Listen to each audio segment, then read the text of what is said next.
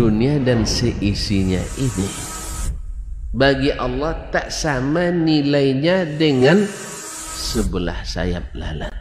Barang siapa yang beramal untuk akhiratnya, Allah akan cukupkan baginya urusan dunia. Sayati zamanun 'alan nasi as-sabiru fihim qalqabit al-jamarah. Akan ada satu masa di akhir zaman yang berpegang teguh dengan agamanya seperti orang yang sedang memegang bara api.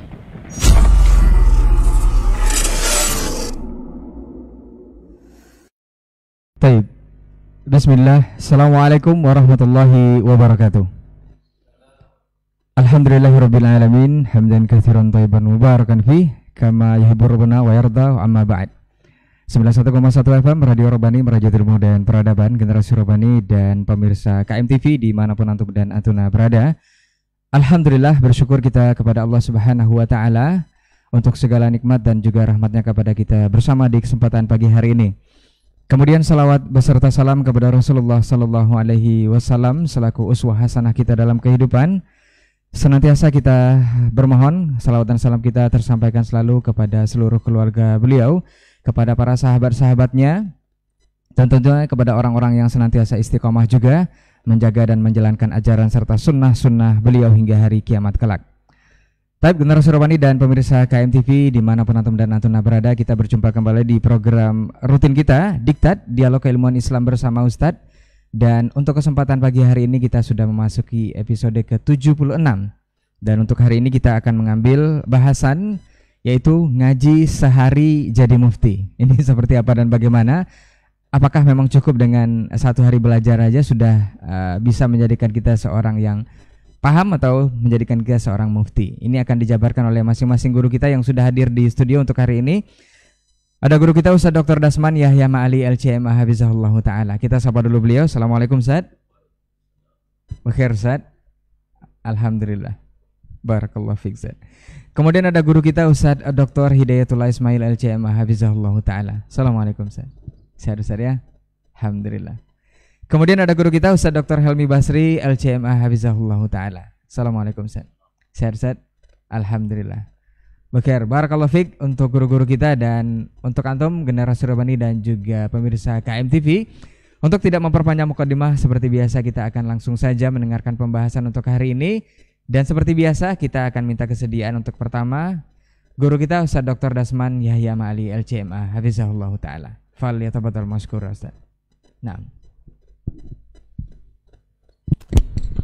Bismillahirrahmanirrahim. Alhamdulillahirrahman.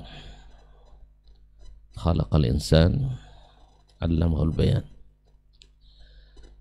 Alhamdulillahillazi anzalal Qur'an hudan linnasi wa bayyinatin minal huda wal furqan.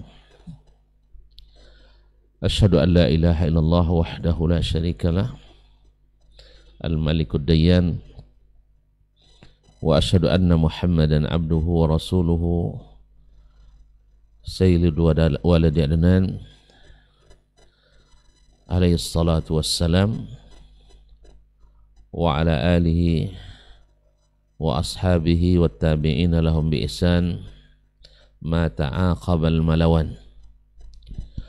Thumma amma ba'd, fa usi nafsi wa iyyakum ayyuhal muslimun wa iyyatul muslimat bittaqwallahi azza wa jal rabbil ardi was samawat fa innahu qad fazal muttaqun ya ayyuhalladzina amanu taqullaha haqqa tuqatih wa la tamutunna illa wa antum muslimun.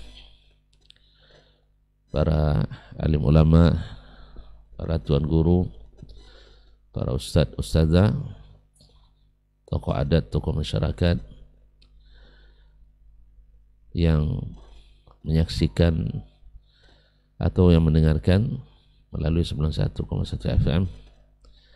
Wabil khusus para tuan guru kita, masyayikh kita al-ajilla yang mulia, yang berhormat, Dr. Hidayatullah Ismail LCMA dan Fadilatul Syekh Helmi Basri Ad-Dawudi LCMA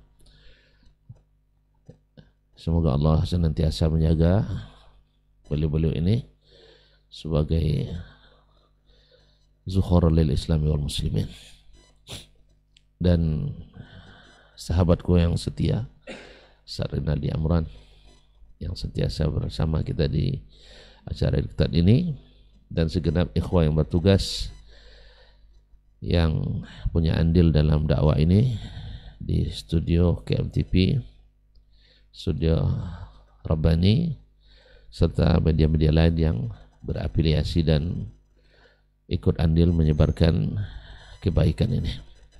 Semoga semuanya dalam taufik dan hidayah, ma'unah dan inayah dari Allah Subhanahu wa taala untuk menapaki jalan menuju surga di sisa umur dan hari-hari yang tersisa. Mudah-mudahan masih panjang, Ustaz ya. Masih panjang dan syarat dengan kegiatan-kegiatan kebaikan. Yang salah satunya pagi ini kita duduk mudah-mudahan lillahi ta'ala untuk sama-sama berbicara dalam rangka at-tawassi bil haqq wa at-tawassi bis sabr, dan tazkirah wa dzakir fa inna dzikra tanfa'ul mu'minin. Itu saling mengingatkan dan saling menasihati, khusus untuk yang berbicara di sini, dan mudah-mudahan juga menjadi kebaikan bagi yang mendengarkan ataupun yang menyaksikan. Semoga hati kita senantiasa bersyukur atas segala nikmat yang senantiasa turun dari Allah SWT, dan lisan kita senantiasa berzikir dan berucapkan selawat dan salam kepada baginda Nabi SAW, para alul bait, anak cucu, cicit dan keturunan beliau, para sahabat dan anak-anak mereka dari kalangan muhajirin dan ansar, serta siapapun yang mengikuti sampai hari kiamat nanti. Mudah-mudahan selawat ini sentiasa berulang dan berkelanjutan sampai akhir kegiatan kita di dunia ini. Bapak dan Ibu, saudara dan saudari yang saya muliakan, judul kita hari ini menarik ini, ngaji sehari jadi mufti.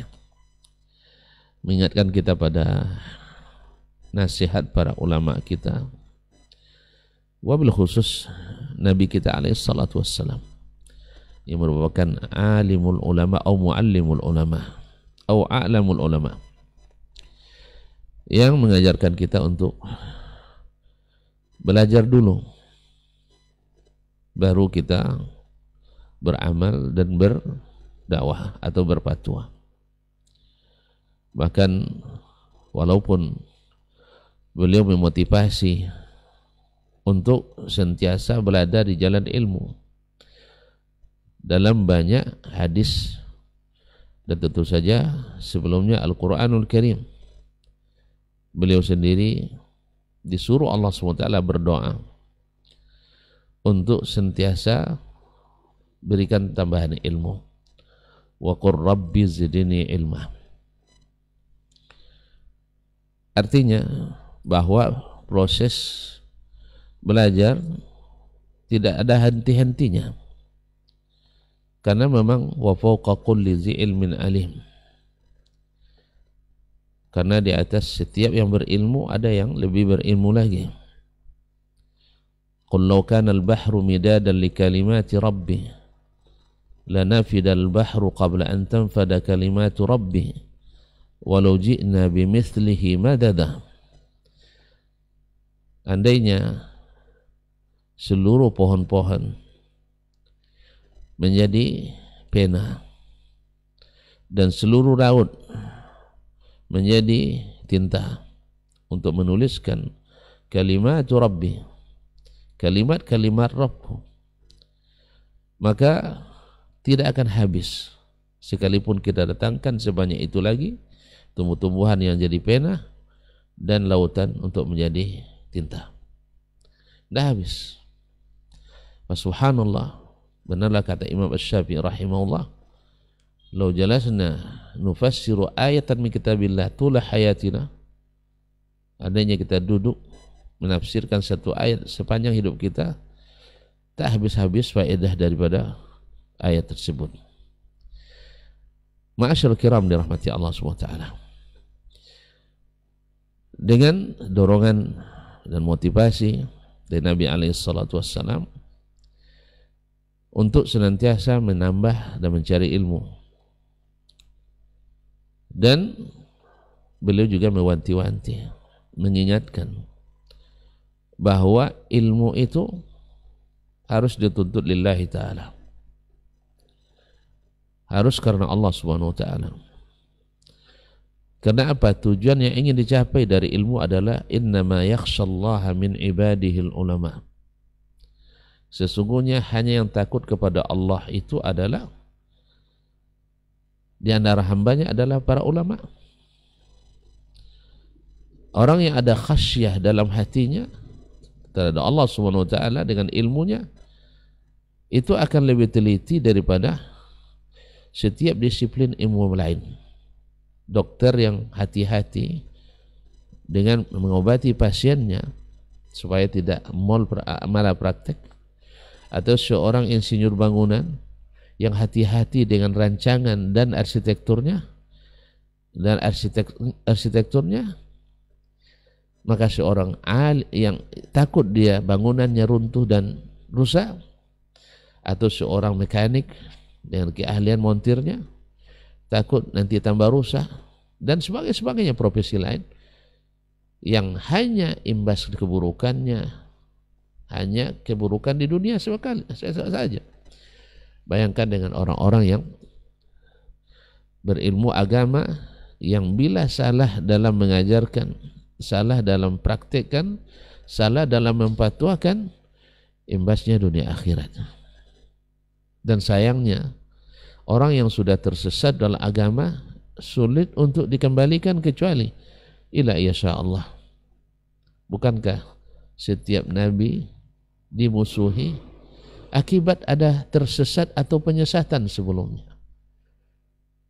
Sedangkan sesat orang dalam mengobati mudah sekali untuk disadarkan.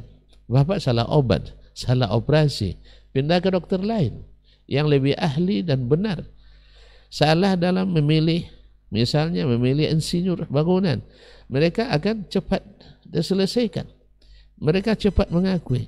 Cuma masalahnya syubhat dalam beragama itu subhanallah luar biasa, sampai puluhan ribu, ratusan ribu para nabi semuanya dimusuhi, dan begitulah sunnatullah pada ulama-ulama setelahnya. Oleh itu Allah SWT, Nabi SAW, Allah SWT dan Nabi SAW sangat mengingatkan bahwa kita tidak boleh sembarangan dalam berilmu, dalam masalah agama ini. Maka dari niat saja, itu sudah tereliminasi dan terdiskualifikasi siapa yang akan menjadi orang-orang yang dengan ilmunya bertakwa dan takut kepada Allah, dan siapa yang dengan ilmunya justru semakin menjauhkannya dari Allah Subhanahu wa ta'ala. Man talaba ilman mimma yubtagha bihi wajhullah yuridu bihi aradan min hayatid dunya lam yarah raihatal jannah wa anna rihaha la tujadu min masirati kadza wa kadza wa fi riwayah wa fi masirati 70 kharifah. Siapa yang menuntut ilmu yang tujuan ilmu itu untuk mencari wajah Allah, lalu dia mencarinya untuk kepentingan duniawi, untuk kepentingan arad. Arad itu adalah apa istilahnya, itu satu gejala sesaat, namanya arad. Aradul maut, aradul marad, itu ada gejala yang datang sesaat. Jadi dunia ini diibaratkan hanya gejala sesaat. Misalnya gejala orang sibuk musim politik, maka kita korbankan ilmu untuk politik. Gejala ekonomi dengan ekonomi, gejala ini dan itu. Nah, jadi siapa yang ingin dengannya mencari aradan min hayatid dunya, itu sesuatu yang sifatnya sekilas, kepentingan duniawi, harta duniawi yang sifatnya sekilas, tak akan mendapatkan bau surga. Dan bau surga itu didapatkan dari jarak kada wa kada, yaitu begini dan begini. Dalam surah dikatakan 70 kharifah, jarak 70 musim, arti 70 tahun. Nasallallahu alaihi afiyah. Dan juga Nabi ingatkan, kalau lebih daripada itu, man talaba ilman liyumari bihi al-sufaha wa yubahi bihi al-ulama, yuwayah bihi al-ulama aw liyatasaddara al-majalis lam yarah raihat al-jannah. Siapa yang menuntut ilmu untuk membanggakan diri di depan orang-orang jahil, atau untuk menandingi para ulama, atau supaya dikedepankan atau duduk di depan di setiap majelis, ini syahwah khafiyah, syahwat yang tersembunyi, orang seperti ini tidak akan mendapatkan raihatul jannah. Dan lebih parah lagi adalah orang yang pura-pura memiliki sesuatu tetapi dia tidak memilikinya. Kalabisi thawbai zur, seperti orang yang memakai dua pakaian dusta. Kaum muslimin dan muslimat dirahmati Allah Subhanahu wa taala. Dan masih banyak lagi dalil yang mengatakan bahwa at-ta'alum, bahwa memposisikan diri alim padahal kita tidak berilmu, tantangannya luar biasa, karena akan melahirkan orang-orang yang merusak agama. Karena rusaknya agama itu seperti kata Abdullah Ibn Mas'ud radhiyallahu taala adalah banyaknya para penceramah dan sedikitnya para ulama. Innakumul yawma fi zamanin yakthuru fihi al-fuqaha wa yaqillu fihimul khutabah wa ya'ti 'alaikum zamanun yakthuru fihimul khutaba wa yaqillu fihimul ulama.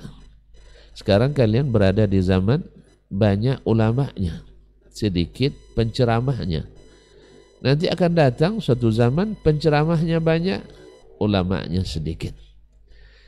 Wira fuqaha, ulama dengan penceramah pada umumnya adalah memainkan retorika dan logika. Sedangkan para fuqaha ini pada umumnya adalah mencari ilmu yang benar dan fatwa yang tepat.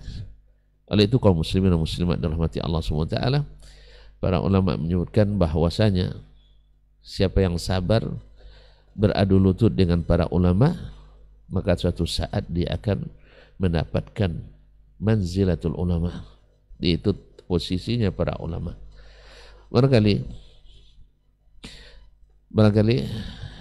kaum muslimin dan muslimat, bagaimana adabnya yang ditunjukkan oleh para sahabat Nabi alaihissalam kepada Nabi alaihissalam. Nabi alaihissalam selalu atau sering melontarkan pertanyaan kepada para sahabat, baik secara kolektif maupun secara orang per orang. Misalnya, ya Mu'az, atadri ma haqqullahi 'ala al-ibad wa ma haqqul ibadi 'ala Allah. Sebelumnya dia katakan, ya Mu'az inni uhibbuk, ya Mu'az inni uhibbuk, ya Mu'az inni uhibbuk, ya Mu'az aku mencintaimu, sampai 3 kali. Setelah Nabi katakan, tahu tidak kamu hak Allah terhadap hambanya dan hak hamba terhadap Allah Subhanahu wa ta'ala? Ta'adduban, karena adab yang tinggi, ma'al alim, adanya seorang alim di depan kita. Mu'az mungkin dia bisa menjawab, tapi selalu memulai dengan kata Allah wa rasuluhu a'lam, Allah dan Rasulnya yang lebih tahu. Itu yang sering dikemukakan oleh para sahabat. Subhanallah, dalam suatu ketika Abdullah bin Umar Al-Khattab hadir di majelis Nabi SAW menyampaikan bahwa ada sebuah pohon atau sejenis pohon yang tidak gugur daunnya, dan itu adalah perumpamaan seorang mukmin. Lalu pergilah orang memikirkan, pergi ke sana, maksudnya pikirannya pergi kemana-mana, dari menyebutkan pohon ini, pohon itu. Lalu kata Abdullah bin Umar, dan terlintas dalam pikiran saya adalah kurma. Tapi karena ramai yang senior di situ, saya menahan diri.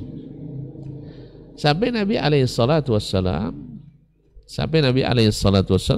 mengatakan innahan nakhlah. Setelah pulang, Abdullah bin Umar, ya abati, ya saya sebenarnya tadi nak jawab an-nakhlah, tapi segan karena ada Abu Bakar, ada ayah, ada Utsman dan sebagainya di situ. Subhanallah, adab kaum muslimin dan muslimat dirahmati Allah SWT. Dan sampai hari ini kita lihat, kalau misalnya yang kita lihat sendiri di Arab Saudi, ketika masyayikh kibar, misalnya Syekh bin Baz, Ibnu Utsaimin berfatwa, masyayikh yang di bawahnya kadang juga mendekati, mereka tidak mengeluarkan fatwa selain itu, sebab mereka paham, mereka tak, fatwa itu berat, bukan sembarangan orang, bukan ngaji sehari langsung bisa menjadi mufti. Jadi mereka itu saling menolak, kanu yatadafa'un al-fatawa, diriwayatkan dari sana. Ini tadi di zaman Nabi alaihissalatu wassalam. Ada Nabi, mereka tak jawab. Tunggu Nabi alaihissalatu wassalam memberikan jawabannya. Dan kaum muslimin dan muslimat dirahmati Allah, para pemirsa, para pendengar yang dirahmati Allah SWT. Dan setelah Nabi meninggal pun, subhanallah, diriwayatkan bahwasanya bila suatu masalah yang sifatnya kontemporer, nawazil, para sahabat khalifah seperti Umar bin Khattab radhiyallahu an itu tidak segan-segan mengumpulkan ahlu Badr. Coba lihat, ahlu Badr. Kenapa ahlu Badr? Mereka senior, ulama-ulama kibar. Karena rusaknya agama ketika dituntut dari orang-orang asagir. Asagir yakni ahlul bid'ah wal ahwa, yang hanya berbicara dengan dasar pemikiran dan hawa. Tentu tahu bahwa pemikiran dan hawa masuk ke bidang apapun pasti merusak.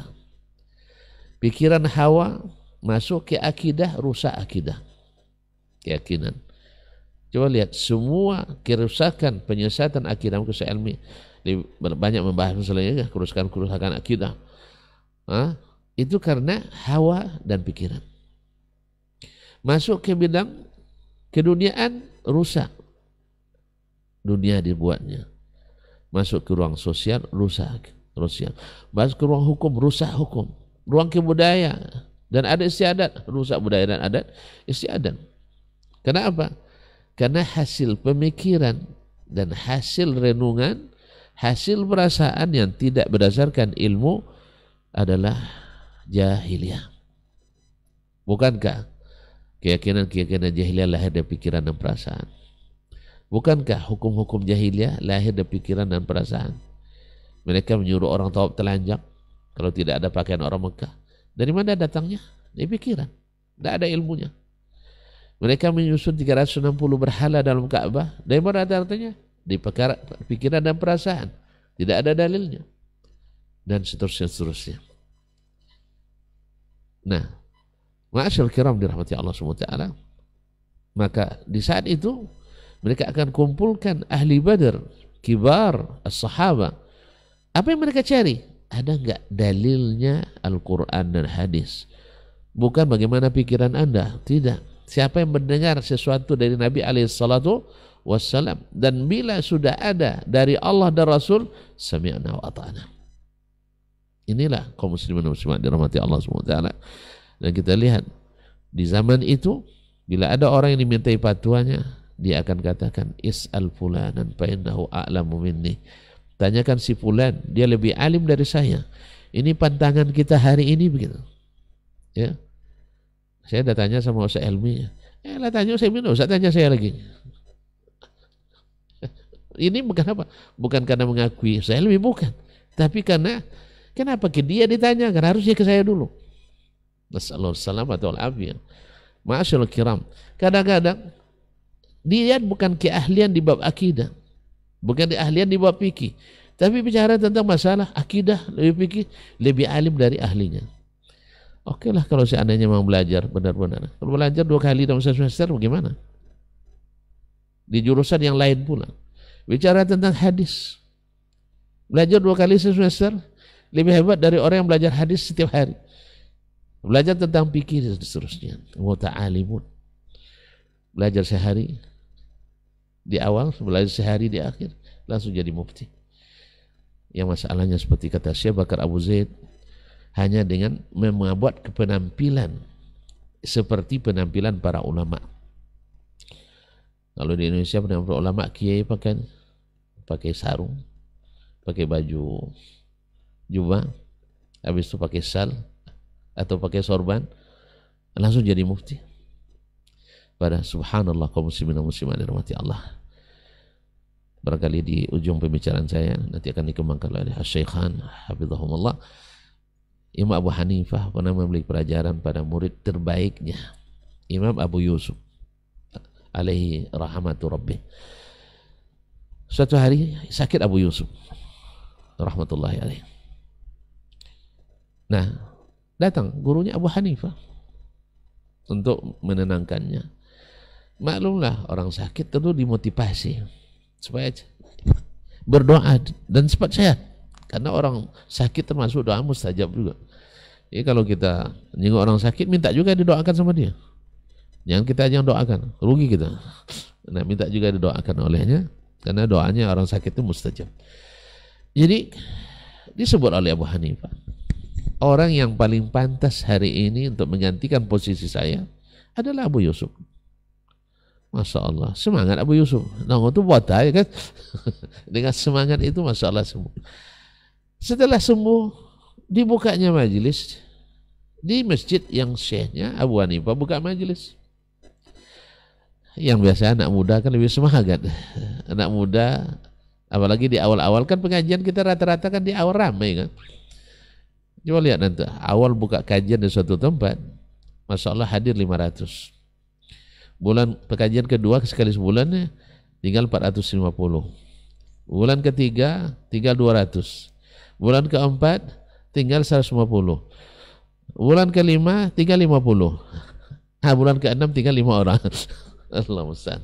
Jadi memang kita bagaimanapun memang kajian momentum itu lebih diminati daripada kajian rutin. Apalagi kalau pakai silabus dan kita. Apalagi kalau kita monoton pula. Jadi kadang-kadang terpaksa juga, kadang belok-belok sedikit-sedikit, hasil itu baru balik ke terminal asal. Allah musta'an.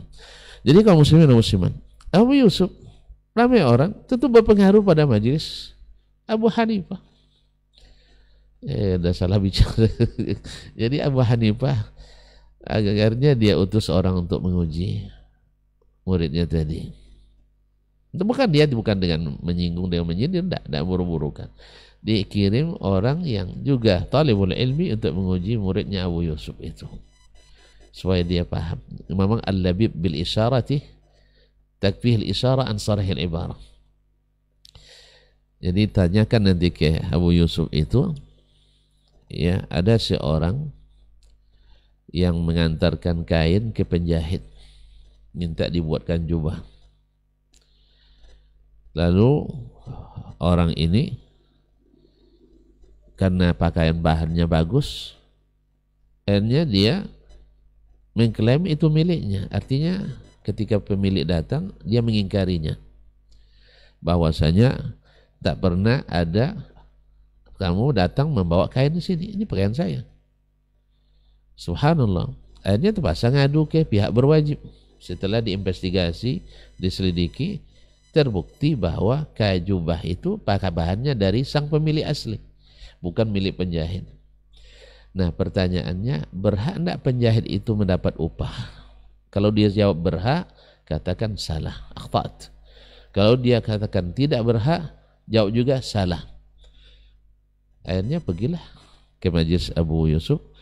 Lalu dia bilang, Syekh, ada pertanyaan Syekh. Diceritakan, ada seorang warga pergi ke penjahit bawa bahan pakaian. Lalu penjahit itu merasa pakaian itu bagus sekali, akhirnya diklaim sebagai miliknya. Ketika sang pemilik datang, dia bilang, tidak pernah kamu bawa pakaian ke sini, bahan. Tapi jubahnya sudah ada, sudah tergantung di situ. Akhirnya terjadi perselisihan, bawa ke polisi. Akhirnya terbukti benar pemilik asli yang memiliki. Tentu dikembalikan kepadanya jubahnya itu. Nah, sekarang berhak tidak penjahit dapat upah atau tidak? Kata Abu Yusuf, berhak. akhta'ta. Kamu salah. Loh, pikir juga. Oh ya, la yastahiq. Bilang akhta'ta. Akhirnya Bu Yusuf paham. Ini bukan orang biasa, ini pasti ada yang nyusut ini. Dia tinggalkan majelisnya, pergi ke majelis gurunya. Minta maaf dia. Akhirnya dia tutup majelis lagi. Alhamdulillah, Abu Hanifah pun meninggal. Dia yang menggantikan sebagai khalifahnya. Begitu kaum muslimin dan muslimat dirahmati Allah. Adab. Nah sekarang ini berapa banyak orang yang tidak beradab para ulama-ulama besar. Khususnya misalnya, khususnya pemikiran Islam tapi mengkritisi Albani sebagai ulama hadis. Ini jurusan sastra Arab mengkritisi Syekh bin Baz dan Syekh Ibnu Utsaimin dalam bab fikih. Mana tulisan Anda? Syekh bin Baz, Ibnu Utsaimin, fatwanya puluhan jilid. Kitab-kitab syarah Zad Mustaqni sekian jilid, tafsirnya sekian jilid, syarah hadis sekian jilid. Bahkan di bahasa, di hadis, mustalah hadis punya tulisan. Bahkan Syekh antum saja tidak punya tulisan tentang itu. Sebanyak tulisan masyayikh itu. Nah, kenapa antum mengarahkan panah ke situ? Ya belum masanya. Atau antum jurusan budaya ketimuran atau humaniora dan sebagainya. Tapi masya Allah lisan, a'udzubillah, seolah-olah dia seperti Imam Syafi'i di zamannya atau seperti Abu Hanifah di zamannya. Nasallahu alaihi wasallam dari penyakit-penyakit seperti ini. Sehingga kata Ibnu Hazm rahimahullah, yang merusak ilmu syariat ini adalah para dukhala, orang-orang yang bukan ahlinya tapi ikut ditekan nimbrung di dalamnya. Hasilnya apa? Seperti kata Imam Ibnu Hajar rahimahullah, man takallama fi ghairi fannihi ata bil ajaib. Orang yang berbicara sesuatu yang bukan spesialisasinya, spesifikasinya, bukan keahliannya, pasti mendatangkan hal-hal yang aneh-aneh. Mudah-mudahan bermanfaat. Wabillahi taufiq wal hidayah. Saya kembalikan pada saudara Kurey. Wassalamualaikum warahmatullahi wabarakatuh. Waalaikumsalam warahmatullahi wabarakatuh. Baik, barakallahu fiik, jazakallahu khairan Ustaz untuk pendahuluannya. Selanjutnya kita akan dengarkan dari guru kita Ustaz Dr. Hidayatul Ismail Al-Jamaah hafizahullahu taala. Wali tafadhal masykur Ustaz. Naam. Bismillah. Assalamualaikum warahmatullahi wabarakatuh. Alhamdulillah.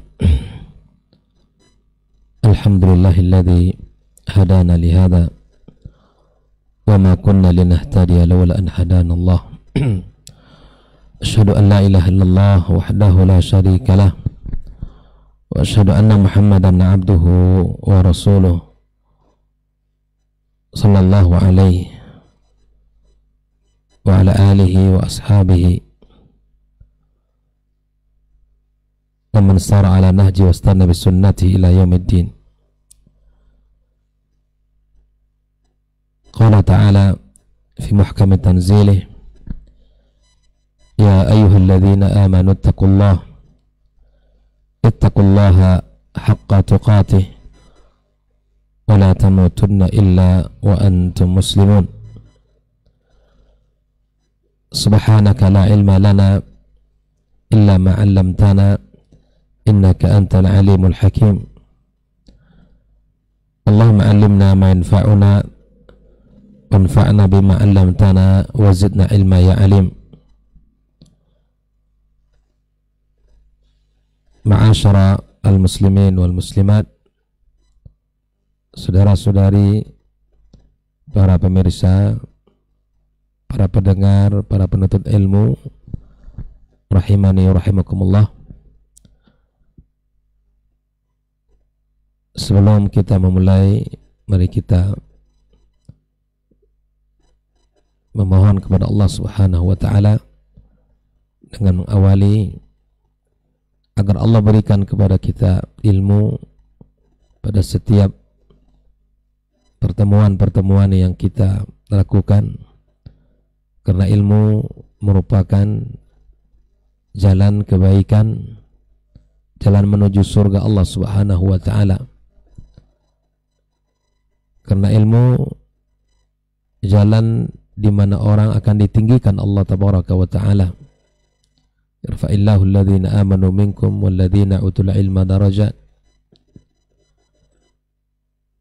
Karena kita bersyukur pada Allah azza wa jal, kita dikumpulkan pada pagi ini dalam suasana yang diwarnai dengan keilmuan, mendengarkan nasihat-nasihat para guru kita, para ustadz kita yang kita muliakan, guru kita Dr. Dasman. Ya. Semoga Allah Subhanahu wa taala jaga beliau, Allah berikan kesehatan, keberkahan dalam hidupnya dan dakwahnya. Allah jadikan anak dan keturunannya anak-anak yang saleh dan salehah.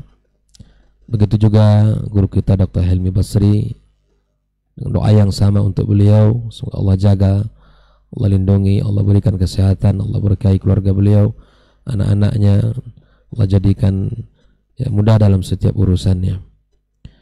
Khawfillah rahimani rahimakumullah. Kemudian kita ucapkan salat dan salam untuk Nabi kita yang mulia sallallahu alaihi wasallam, orang yang paling berjasa dalam hidup kita. Dengan dakwanya kita kenal ya, Rabb kita. Dengan dakwanya kita bisa menikmati keindahan Islam ini, menikmati dengan menjalankan kehidupan ini penuh dengan arti, karena beliau datang membawa kebaikan, tidak hanya menyampaikan, tapi dialah orang yang mengawali pada setiap kebaikan yang diajarkan kepada umat ini. Pada kesempatan ini izinkan untuk menyampaikan sedikit apa yang bisa kami sampaikan, karena judul yang telah di-share adalah tentang ya, baru ngaji sehari sudah menjadi mufti. Ini berat. Subhanallah. Maka perkara dakwah itu perkara yang sangat luar biasa. Perkara ngaji, perkara yang sangat urgen, ya, perkara yang sangat berharga dalam hidup ini. Tapi kemudian dalam ngaji perlu waktu, dalam belajar perlu masa. Makanya di antara syarat menuntut ilmu tulus zaman, ya. Kita butuh waktu yang panjang. Suhbatul ustaz, ada kita selalu membersamai para guru, duduk di hadapan mereka, belajar ya, dan bersabar atas ya, apa yang disampaikan oleh para guru kita ya, sebagaimana ya, di dalam Islam ya, diajarkan agar kita selalu berusaha untuk menuntut ilmu ini. Nah, akhirnya bahwa ketika dunia yang berkembang seperti ini, dengan kemajuan teknologi, terbukalah pintu untuk memberikan jawaban-jawaban, bahkan membuka layan pertanyaannya, membuka ya pelayanan untuk menjawab pertanyaan-pertanyaan ya. Sehingga di zaman hari ini pun banyak ya keluar mufti-mufti yang tidak resmi. Ada mufti Facebook, ada mufti Twitter, ada mufti-mufti yang muncul di TikTok dan lain sebagainya. Nah, pada hari ini saya ingin menyampaikan beberapa potongan kalimat-kalimat yang ditulis oleh Imam An-Nawawi rahimahullah ta'ala di dalam kitab beliau Adabul Fatwa wal Mufti wal Mustafti. Nah, beliau menyampaikan bahwa di dalam perkataan ini, dalam kitab ini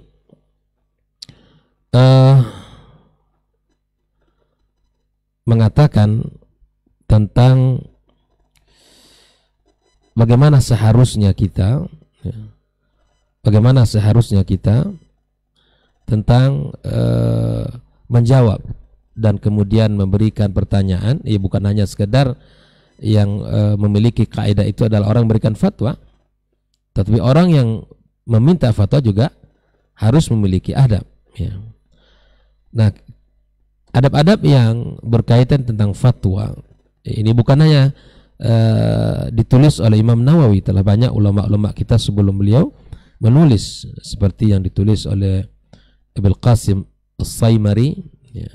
Kemudian Al-Khatib Al-Baghdadi, kemudian juga Abi Amr Ibn Salah, dan masih banyak ulama-ulama yang lain yang menulis tentang adab-adab yang harus dimiliki ketika kita memberikan fatwa ataupun kita bertanya tentang satu masalah di dalam agama kita. Ya. Beliau mengatakan, "I'lam annal ifta azimul khatar." Fatwa itu perkara yang agung ya. Berfatwa perkara yang sangat besar ya. Kabirul mauqi' kathirul fadl. Ya, dia perkara yang sangat besar, kemudian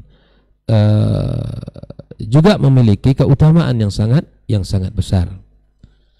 Ya, makanya subhanallah ketika kita tidak mengetahui tentang sesuatu misalnya, maka kita harus memahami bahwa memberikan fatwa itu artinya kita menjelaskan hukum dan bahkan kita mewakili ya agama ini. Waliyadzubillah. Nas'alullah salam wal afiyah ketika menyampaikan fatwa-fatwa yang tidak sesuai dengan apa yang disampaikan oleh syariat ini. Tapi di samping dia memiliki keutamaan yang memiliki kondisi yang besar ya, akibatnya, tapi perlu disadari juga memiliki keutamaan yang besar di dalam Islam. Kenapa? Li'annal mufti warithul anbiya salawatullah wassalamu alaihim. Karena mufti adalah mewarisnya para nabi yang telah mengerjakan waqaim bi fardil kifayah. Ya, dia menjelaskan agama ini, kemudian memberikan jawaban-jawaban terhadap masalah-masalah dan solusi-solusi yang ada. Maka ini adalah sebuah hal yang mesti kita perhatikan. Nah, banyak sekali ya ungkapan-ungkapan yang dinukil oleh beliau tentang perkataan para ulama tentang apa yang kita sampaikan tadi, bahwa fatwa itu perkara yang sangat besar ya, perkara yang sangat agung dalam agama ini. Ya. Ikhwafillah rahimakumullah. Oleh itu, karena pentingnya perkara fatwa, Al-Khatib Al-Baghdadi ya dinukil oleh beliau perkataan Al-Khatib Al-Baghdadi, yang bagi lil imam ayatasaffah ahwal al-muftin. Faman salah lil fatya aqarrahu wa man la yasluh mana'ahu. Nah, ini memang harus ya, kalau di sini pemerintah kalau Ustaz ya harus berhati-hati. Dan saya setuju nih, beberapa hari ini ada Masya Allah di Dewan ya, mereka mempertanyakan kepada Menteri Agama kita ya, agar selektif dan berhati-hati ya, memberikan rambu-rambu kepada para duat ya, para habaib, para orang-orang yang bergerak dalam bidang dakwah ya, yang mana ketika tidak berjalan di atas ilmu, tidak mencerdaskan umat, tidak memberikan ilmu dengan benar, maka para anggota dewan kita meminta kepada Pak Menteri untuk ya memberikan sedikit ya panggilan atau diberikan rambu-rambu kepada mereka, tidak sembarangan di dalam memberikan penjelasan agama ini. Karena nanti kalaulah seandainya ada yang mengatakan ya, ketika seorang habib terlambat datang ke airport, pesawat jadi mundur, pilot pun jadi bingung gitu. Ternyata sebab mundurnya pesawat apa? Karena ada habib yang, nah ini begini ini kan mesti ditertibkan begitu kan, mesti ditertibkan. Ada lagi bahwa ketika kata dia jutaan kali kamu bersalawat kepada Nabi sallallahu alaihi wasallam, mengucapkan salawat ya dan permintaan, itu tidak akan diterima Allah kecuali harus melalui perantara-perantara. Dan ini harus ditertibkan.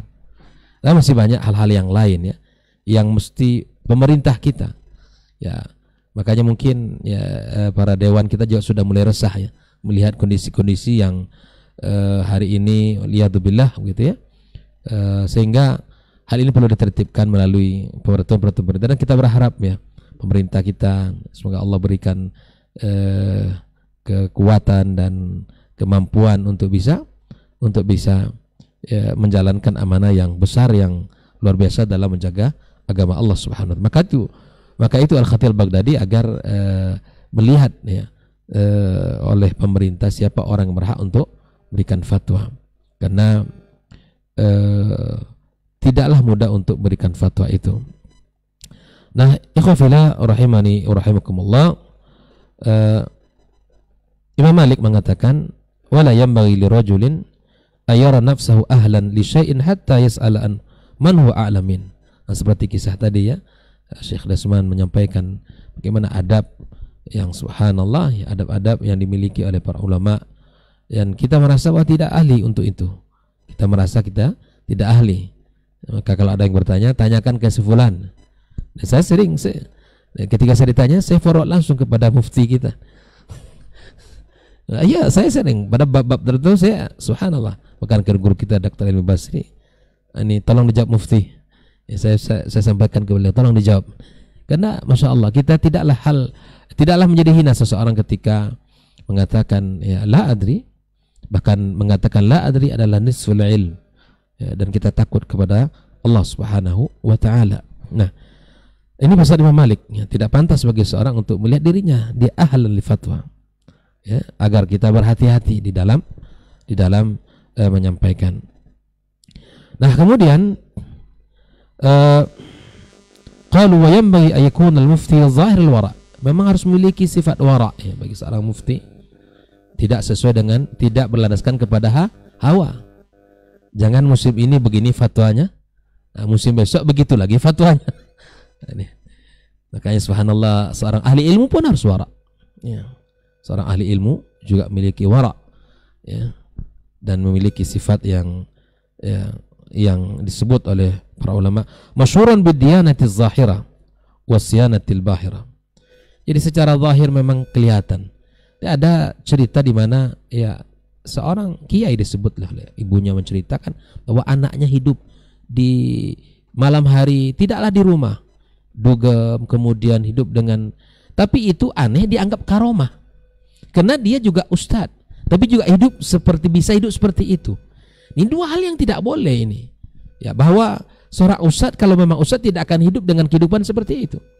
Ya, hidupnya di malam hari bersama para ya orang-orang yang hidup di malam-malam yang bukan di tempat-tempat yang terpuji, ya, di tempat-tempat yang penuh dengan ikhtilat, musik, kemudian merokok dan seterusnya. Tapi di satu sisi dia juga punya majelis ilmu, dia punya banyak kajian gitu. Nah, sikap yang seperti ini terkadang dianggap karomah.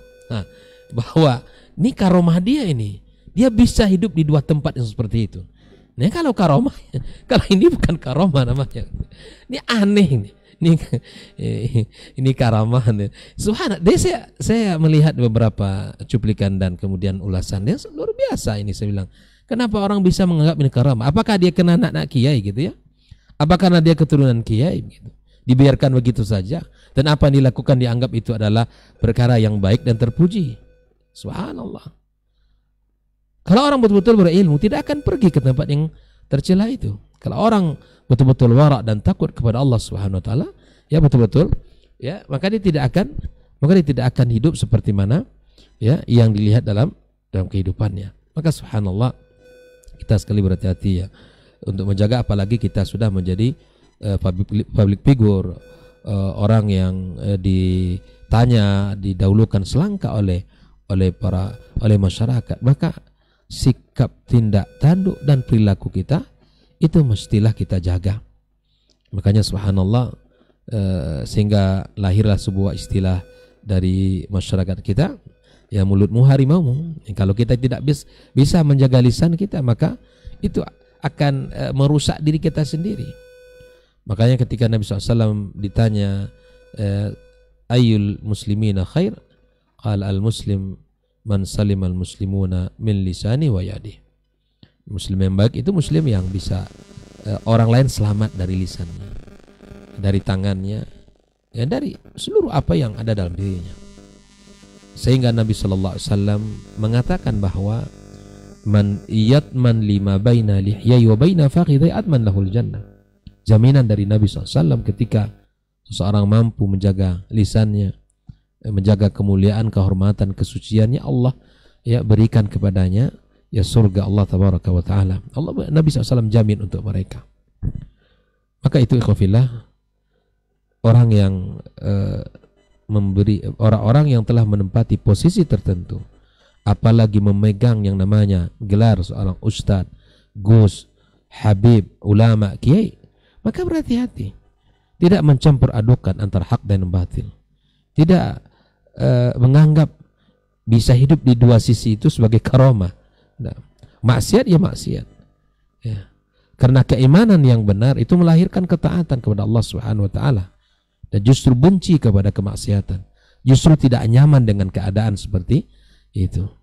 Ya bagaimana kita bisa melihat di mana ya orang bisa konser dengan konser musik, seorang ya alim dikatakan ya seorang ustadz ya dia hadir loncat-loncat, kemudian ya subhanallah. Nah ini tentu tidak boleh terjadi dalam agama. Makanya kita berhati-hati. Pada akhirnya nanti fatwa-fatwanya keluar, kemudian didengar oleh orang, yang pada akhirnya itu menjadi rujukan dan itu akan merusak agama yang mulia ini. Ikhwafillah rahimani rahimakumullah. Nah, saya sedikit membacakan beberapa adab-adab yang beliau sampaikan dalam kitabnya ini ya, tentang apa yang seharusnya dimiliki oleh seseorang. Yang pertama adalah yalzamul mufti ayyubainal jawaba bayanan yuzilal iskal. Jadi memang harus memberikan apa namanya jawaban yang bisa menyelesaikan masalah, bukan kemudian melahirkan masalah yang baru ya. Seorang alim, seorang mufti yang melahirkan jawaban yang kemudian bisa menyelesaikan masalah. Nah, ini secara singkat saja. Kemudian yang kedua adalah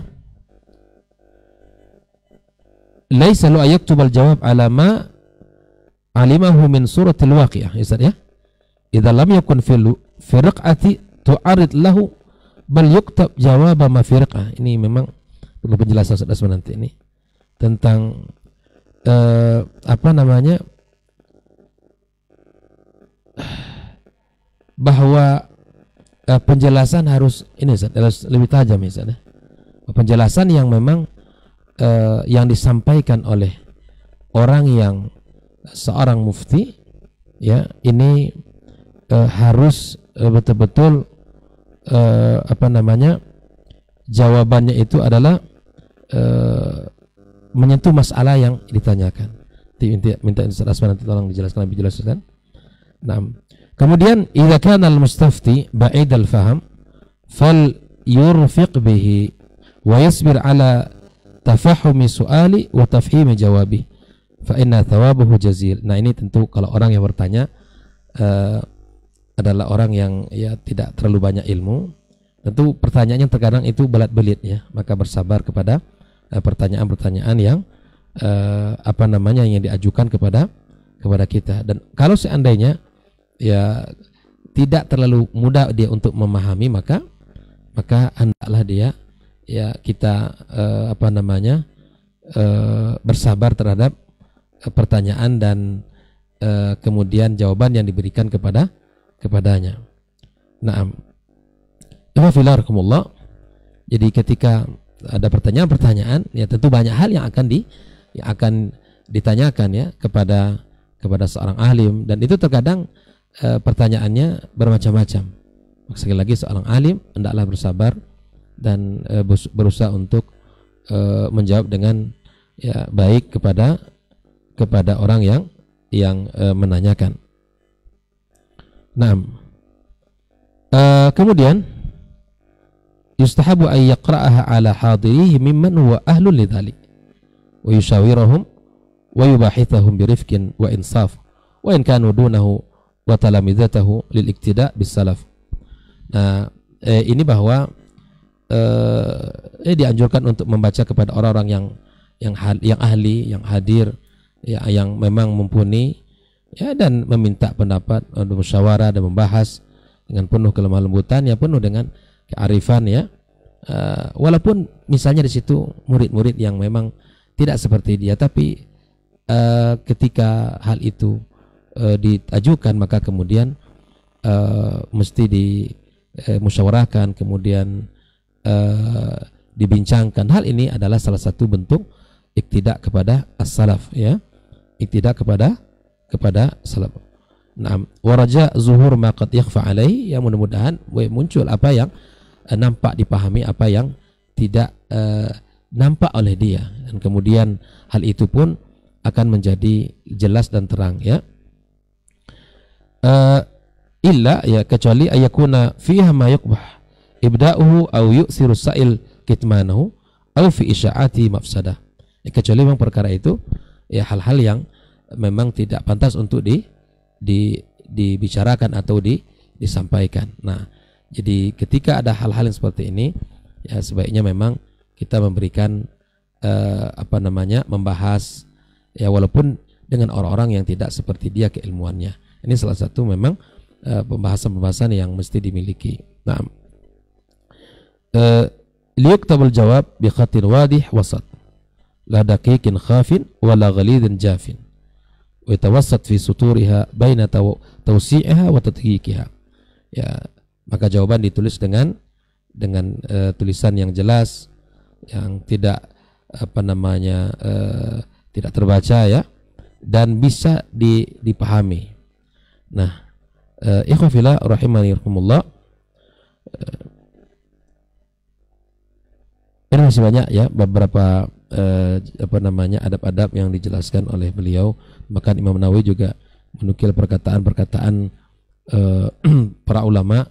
Di sini lebih kurang ada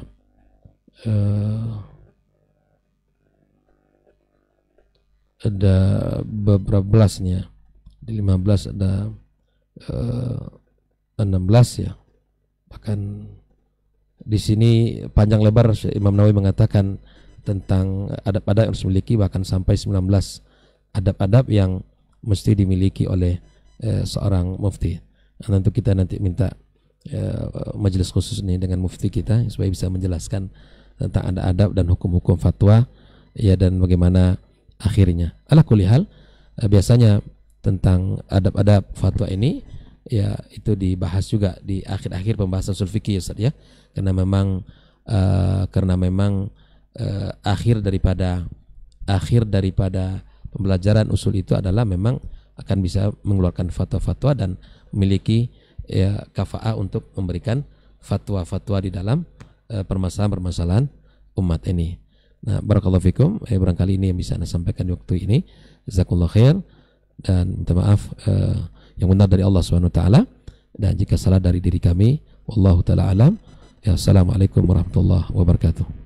Waalaikumsalam warahmatullahi wabarakatuh. Jazakallahu khairan untuk materi lanjutan, dan insya Allah kita akan sempurnakan mendengarkan dari guru kita Ustaz Dr. Hilmi Basri LCM Hafizahullah Ta'ala. Fa'aliyatafadul masykur Ustaz. Nah, Bismillahirrahmanirrahim. Assalamualaikum warahmatullahi wabarakatuh. Alhamdulillah, wassalatu wassalamu ala rasulillah, wala hawla wala quwata illa billah. Ikhwati fillah, para pendengar, para pemirsa dimanapun berada,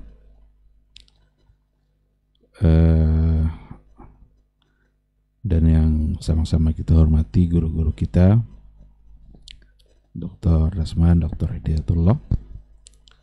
Semoga Allah menjaga mereka berdua, selalu memberikan semangat untuk istiqamah berada di jalan dakwah. Saudara Ray, Saudara Adnan, semoga tak bosan untuk melaksanakan kegiatan-kegiatan seperti ini. Mari kita bersyukur kepada Allah Subhanahu wa taala. Alhamdulillah, pada pagi yang cerah ini kita kembali dimudahkan untuk menajah satu kegiatan, sebuah dialog keagamaan yang mudah-mudahan dialog ini dapat senantiasa menambah ilmu dan menambah wawasan kita dalam Islam. Semoga yang dinilai sebagai kebaikan yang dapat memperpanjang catatan amalan kebaikan kita. Salam dan salam kita ucapkan untuk Nabi kita yang mulia Rasulullah Sallallahu Alaihi Wasallam. Allahumma salli ala Muhammad wa ala ali Muhammad.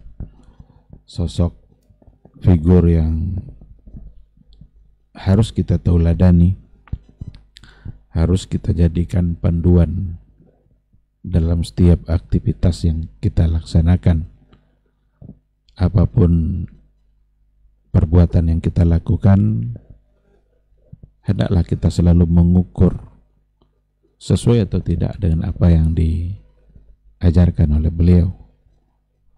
Apapun kata yang keluar dari mulut kita, hendaknya kita juga mengukur apakah yang terucap itu sejalan dengan apa yang beliau ajarkan atau tidak. Begitulah cara membuktikan cinta kita kepada beliau. Kalau benar-benar kita mengaku sebagai orang yang mencintai Nabi, mencintai Rasulullah Sallallahu Alaihi Wasallam, maka mari sama-sama kita cintai pula apa saja yang beliau suka, dan kita benci pula apa saja yang beliau benci. Harapan kita tentu saja nanti di hari mahsyar kita bisa mendapatkan syafaat dan pertolongan dari beliau di suatu hari yang hari itu memang adalah hari yang sangat sulit. Yaumun asir, hari yang memang yang ditunggu-tunggu ketika itu adalah kemudahan demi kemudahan saat dihisab, dan salah satu dari kemudahan itu datang dari syafaat Rasulullah Sallallahu Alaihi Wasallam yang tentu saja atas izin Allah Subhanahu wa Ta'ala.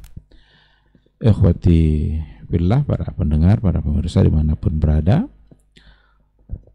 tema kita pada hari ini sesuai dengan yang sudah disampaikan tadi adalah sehari ngaji jadi mufti.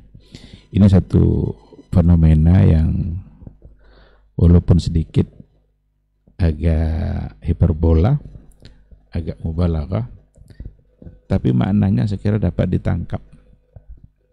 Ada kadang-kadang yang baru saja bertaubat tiba-tiba bicara halal haram, atau kebiasaan sebelumnya jadi artis tiba-tiba hijrah kemudian bicara halal haram.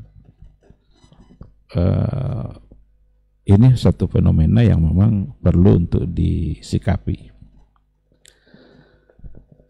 karena apapun yang kita katakan itu semua akan merupakan perkara yang dipertanggungjawabkan nanti di hadapan Allah Subhanahu wa Ta'ala. Semangat saja tidak cukup, tetapi harus diikutkan dengan kekuatan ilmu dan keikhlasan. Tidak boleh hanya sekedar mengandalkan. Barang siapa yang menyembunyikan ilmu, pada saat dia ditanya, maka dia akan dikekang dari kekangan api neraka nanti di hari akhirat kelak. Kadang-kadang hadis itu menjadi alasan, sehingga semuanya perlu untuk dijawab, perlu untuk dijelaskan, karena takut nanti dikekang dengan tali neraka, dengan tali api di nerakanya Allah Subhanahu wa Ta'ala. Kalau seandainya memang sudah dipahami secara baik lalu disampaikan, ya tidak mengapa. Tapi kalau seandainya tidak, hanya karena segan atau karena malu atau karena satu dan lain hal, maka itu tentu saja adalah sesuatu yang tidak pantas. Kita tidak pula melarang orang untuk menyampaikan agama, karena balighu anni walau ayah. Tapi yang tersirat dari judul ini ya, berhati-hati dalam menyampaikan sesuatu yang bersifat agama, karena agama itu adalah milik Allah. Maka yang kita sampaikan harus juga karena Allah dan sesuai dengan apa yang diinginkan oleh Allah Subhanahu wa taala. Kalau seandainya sekedar untuk memberikan motivasi, oke. Semangat dalam beribadah. Karena memang ada yang namanya alim, ada yang namanya wa'iz, ya. Ada alim, ada wa'iz, ada 3 kalau nggak salah, ada qusas ya. Qasas itu qusas. Kalau alim itulah orang yang berilmu, orang yang memahami, menguasai agama secara detail, dan dia bisa menyampaikan halal haram, bisa menjadi lentera bagi masyarakat sebagai penerang jalan, mana yang dihalalkan, mana yang dilarang, mana yang diharamkan. Dia bisa menyampaikan itu berdasarkan kepada Al-Quran dan hadis. Ketika ditanya apakah ini boleh atau tidak, dia bisa menjawabnya. Oh, itu haram, begini dalilnya, begini alasannya. Oh, itu tidak mengapa, ini pula alasannya. Itu namanya alim. Tapi ada yang namanya wa'iz. Wa'iz itu ya memberikan motivasi agar dia semangat dalam beribadah. Orang-orang yang bermalas-malasan dalam sholat, lalu ya coba berikan motivasi supaya semangat dalam sholat. Bermalas-malasan dalam beribadah yang lainnya, maka diberikan motivasi bagaimana takut kepada nerakanya Allah, takut kepada akhirat. Itu wa'iz. Si alim itu biasanya wa'iz, tapi yang wa'iz belum pasti alim. Ada orang yang suka buat cerita khusus, kadang cerita-cerita yang tidak beralasan, cerita-cerita lucu-lucu aja kadang. Ada salah satu dari cerita khusus itu yang pernah saya baca, itu ada katanya, coba nanti kalau kalian makan jangan baca bismillah, maka ikutlah syaitan itu makan sama kita. Ini kan barang siapa yang makan tidak baca bismillah, berarti syaitan ikut makan bersama dia. Tapi nanti katanya pas minum baca bismillah, maka syaitan tidak bisa lagi ikut minum, maka kepedasanlah syaitan itu karena dia ikut makan tapi tidak bisa ikut minum. Ini kan yang gini-gini perlu ditertibkan seperti yang diceritakan oleh guru kita Dr. Hidayatullah. Ada juga yang bilang sebuah kisah dari A'mash gitu saja. Kala A'mash katanya, rupanya A'mash ada di bawah. A'mash itu seorang ulama besar pada masa tabi'in, yang ulama hadis. Dia bilang ini dari A'mash ini, dia tidak tahu kalau A'mash ada di bawah. Disampaikan oleh dia sebuah kisah, yang kisah itu ya tentu saja si A'mash ini tidak tahu. Akhirnya berdiri A'mash, dicabutnya bulu ketiaknya di depan jemaah. Dia bilang, hei kamu kok gitu katanya. Yang saya lakukan ini adalah sunnah katanya. Yang kamu lakukan adalah berbohong terhadap sunnah. Maka perbuatan saya lebih baik daripada yang kamu lakukan. Nah, ini qusas banyak pada masa dahulu. Zaman sekarang banyak juga qusas itu. Yang viral-viral melalui khurafat-khurafat-nya, melalui cerita-ceritanya. Ada Habib yang terbang sampai ke langit sana, ada Habib yang menembus atap sampai di langit sana duduk sambil berzikir. Ini semua khurafat-khurafat yang ternyata pada masa dahulu juga ada. Jadi 3 hal ini sampai sekarang masih ada juga. Ada alim, ada wa'iz, ada pencerita-pencerita, ada yang berbual-bual yang enggak jelas, bahkan pasti bohongnya. Ada bilang Abu Hanifah itu 40 tahun sholat hanya dengan 1 kali wudu. 40 tahun sholat dengan 1 kali wudu. Ini jangankan orang akal sehat, orang gila yang tidak bisa percaya nih yang gini-gini. 40 tahun sholat. Ini tidak batal wudu, berarti sekali wudu. Tidak tidur, tidak pipis, yang begini-begini ternyata banyak. Maka saya kira tema kita hari ini sangat tepat untuk diangkat. Sehari ngaji langsung jadi mufti. Saya ingat sebuah ungkapan dari salah seorang ulama pada masa dahulu. Dia mengatakan, awalul ilmi al-ikhlas lillah, thumma al-insat, thumma al-istima', thumma al-hifz, thumma al-amal, thumma al-nashr wa tafhim. Awalul ilmi, awal dari sebuah ilmu itu adalah al-ikhlas. Itu awal dari semua ilmu. Kalau ilmu tidak berawal dari keikhlasan, tidak, berarti bukanlah ilmu. Artinya dia tidak mendapatkan keberkahan ilmu, atau dia tidak akan sampai kepada ilmu yang sebenarnya. Al-ikhlas, summal insad, kemudian dia menahan mulut untuk tidak berbicara. Diawali dengan keikhlasan, kemudian tutup mulut, jangan bicara, karena memang law sakatal jahil laqalal khilaf. Kalau seandainya orang jahil itu bisa diam, maka sedikitlah terjadi perbedaan itu. Kalau orang-orang bodoh itu mau dia menahan mulutnya untuk tidak berbicara, aman dunia ini. Tapi kan yang bicara banyak orang bodoh, banyak orang yang tidak mengerti apa-apa tentang agama, dia pula yang bicara. Kacau jadinya.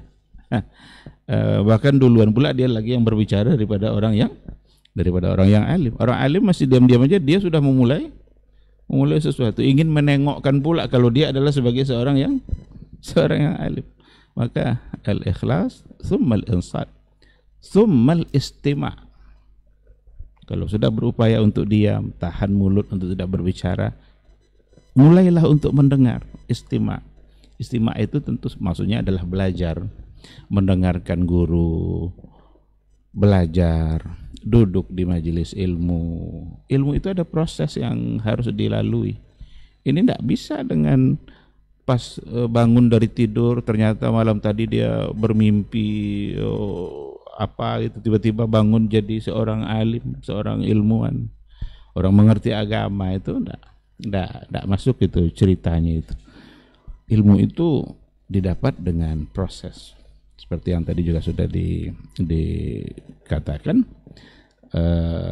wa irsyadu ustaz wa tulu zamani. Ada kebersamaan dia bersama ustaz, dia yang harus mendengarkan dan memerlukan waktu yang lama. Enggak sekali mimpi langsung jadi ilmu. Makan buah ini jadi alim. Ini khurapat. Ini omong kosong semua yang begini-begini. Ini termasuk khusus juga kayaknya. yang begini-gini nih. Ada proses, itulah yang maka man salaka tariqan, itu proses itu. Man salaka tariqan yaltamisu fihi ilman. Barang siapa yang jangan diartikan salaka ini bersuluk pula nanti kan. Sehingga harus bersuluk pula. Ini lagi-lagi datang dari jahil, dari khusus juga nih yang gini-gini nih. Man salaka tariqan yaltamisu fihi ilman. Barang siapa yang menempuh satu jalan yang tujuannya untuk mendapatkan ilmu, berarti menempuh jalan mendapatkan ilmu. Ini kan semua proses. Sahalallahu lahu bihi tariqan ilal jannah, maka Allah mudahkan baginya jalan untuk mendapatkan surga. Jadi ilmu itu mahal karena ujungnya surga. Tidak bisa dengan berlalai-lalai, dengan bermalas-malasan, ingin bersenang-senang begitu aja tiba-tiba menjadi seorang alim. Ada proses yang kadang-kadang proses ini kadang diabaikan hanya karena apa namanya itu kagum kepada sosok seseorang. Tiba-tiba ada seorang kiai dan anaknya tiba-tiba harus langsung jadi kiai juga. Kan kadang ada yang seperti itu. Ini Gus ini lalu anaknya Gus apa gitu. Langsung pula itu menjadi seorang yang dikagumi, dikeramatkan. Padahal dia sendiri tidak dikenali kapan dia belajarnya, sama siapa dia belajar. Oke, barangkali bapaknya, kalau memang bapaknya sebagai seorang yang alim, tapi apakah tiba-tiba anaknya otomatis langsung menjadi alim juga? Tentu tidak. Maka al-istima' ini menjadi sangat penting sekali. Itu menandakan ilmu masih didapat dengan proses, dan prosesnya bukan satu hari, bukan sehari ngaji langsung menjadi mufti. Lalu kata ulama tadi, summal hibs. Kalau sudah didengar, berarti dia sudah mulai belajar. Dia sudah ikut prosesnya. Dengarkan guru menyampaikan. Summa al-hibs. Mesti dia hafal. Dia menghafal itu enggak bisa diabaikan. Saya ingat ada seorang dosen waktu di Maroko. Saya kurang setuju dengan apa yang dia katakan. Apa katanya? Untuk zaman kita sekarang ini nampaknya menghafal Quran itu tidak diperlukan lagi. Kenapa demikian? Sekarang sudah ada satu alat, kecil kali alat itu katanya. Semua bisa disimpan di dalam. Jadi ada flash disk atau apa, hard disk atau apakah namanya itu. Apa aja bisa disimpan. Mau 30 juz dalam itu ada. Jadi sekarang kalau kita mau ayat apa, pencet ini katanya, keluar ayatnya. Jadi nampaknya sekarang tidak terlalu dipentingkan lagi untuk menghafal Al-Quran. Apakah menghafal Quran gunanya hanya sekadar mengeluarkan ayat dari kepala? Atau keberkahan yang akan didapat ketika seseorang yang menghafal kalam Allah, seseorang yang di kepalanya ada ayat-ayat Al-Quran, ataukah sekadar yang dia ungkapkan tadi? Saya kira dia tidak terlalu paham dengan apa yang dia ucapkan itu. Karena kalau seandainya hanya sekadar diganti dengan dengan sebuah alat, tidak perlu lagi untuk menghafal apapun, karena cukup dengan berpegang kepada alat itu. Padahal tentu saja tidak akan seperti itu. Ketika ada yang mengatakan Imam Syafi'i itu bisa menghatamkan Al-Quran sekali sehari. Kalau dalam Ramadan malah 2 kali sehari. Kalau kita pikir-pikir rasanya tidak mungkin. Kalau kita bayangkan kita. Karena kita kan kalau memahami Quran apa? Ambil dulu Quran, buka dulu halaman berapa ini. Itu aja udah habis waktu. Uduk apa segala macam. Kalau Imam Syafi'i kan enggak. Sambil duduk, sambil berbaring, sambil jalan, lidahnya tetap membaca Quran. Jadi ketika dikatakan dia bisa menghatamkan semua Quran itu dalam sehari, memang bisa. Tapi jangan bayangkan cara kita menghatamkan. Kita menghatamkan habis subuh, ambil Qurannya dulu. Kadang datang pula ngantuknya. Terbaca 3 halaman, 4 halaman udah enggak jelas mana yang dibaca tadi kan. Ini baris keberapa tadi nih? Dengar pula bunyi WA itu kan, baca pula WA-nya dulu baru balik kepada Quran. Kadang lama pula WA-nya daripada Al-Quran. Kalau itu kita bayangkan maka mustahil. Tapi dengan dia menghafalnya, maka dalam keadaan apapun dia bisa, lidahnya bisa mengulang-ulang, bisa membaca Al-Quranul Karim, dan setiap detik lidahnya bisa menghasilkan keberkahan dari Allah, karena satu huruf yang dibaca dari Al-Quran itu bisa mendapatkan 10 kebaikan. Oleh karena itu setelah al-istima' beliau mengatakan al-hibs, mesti dihafal. Ada hadis-hadis Nabi, ada panduan-panduan kehidupan yang datang dari Rasulullah SAW. Gimana mungkin kita bisa beragama kalau seandainya kita tidak menghafal apa yang ada pada hadis-hadis Nabi. Setelah itu baru dia katakan tsummal amal bima alim. Kemudian ia mengamalkan apa yang dia ketahui. Berarti didengarnya, dihafalnya, dan diamalkan apa yang dia ketahui. Yang terakhir barulah tsumman nasyru wat tafhim. Kemudian disebarkan, diberikan pemahaman. Berarti dakwah ini pada bagian terakhir dari ilmu dia. Kalau kita tengok ungkapan yang datang dari seorang alim pada masa dahulu yang kita katakan tadi itu, ad-da'wah itu pada bagian terakhir. Maka tidak ada ceritanya sehari belajar langsung jadi mufti. Sehari belajar langsung dia berdakwah. Dia mesti dulu tahu apa yang dia dakwakan. Harus dia mengerti dengan apa yang disampaikannya. Yang menarik dari ungkapan itu adalah, dan rata-rata para ulama ketika bicara tentang ilmu selalu mengawalinya dengan keikhlasan. Termasuk yang tadi itu. Awalul ilmi al-ikhlas lillah. Awal dari ilmu itu mesti adalah ikhlas karena Allah. Karena keikhlasan itulah yang membuat seseorang bisa siap untuk menghadapi tantangan apapun. Karena yang diinginkannya hanyalah ridha Allah Subhanahu wa ta'ala. Disinilah kita kalau belajar dari kisah-kisah para ulama pada masa dahulu, bagaimana keikhlasan yang ada pada mereka terbukti dari kesiapan mereka untuk menempuh jalan apapun kalau memang tujuannya adalah untuk ilmu. Dan tidak mungkin rasanya itu terjadi kalau seandainya bukan karena disebabkan ikhlasnya kepada Allah Subhanahu wa ta'ala. Seperti kisah umpamanya ya kisah-kisah ulama-ulama yang lain, Imam Malik, Imam Syafi'i, bagaimana dia rihlah ilmiahnya, Baqi ibn Makhlad yang berasal dari Andalus. Baqi ibn Makhlad itu hidup pada masa Imam Ahmad. Dia mengetahui kalau di Baghdad itu ada seorang alim yang namanya Ahmad. Maka dia berencana untuk menemui Ahmad itu. Mesti saya temui dia, karena dia adalah seorang yang alim. Maka dari Andalus itu berjalan kakilah dia sampai ke Baghdad.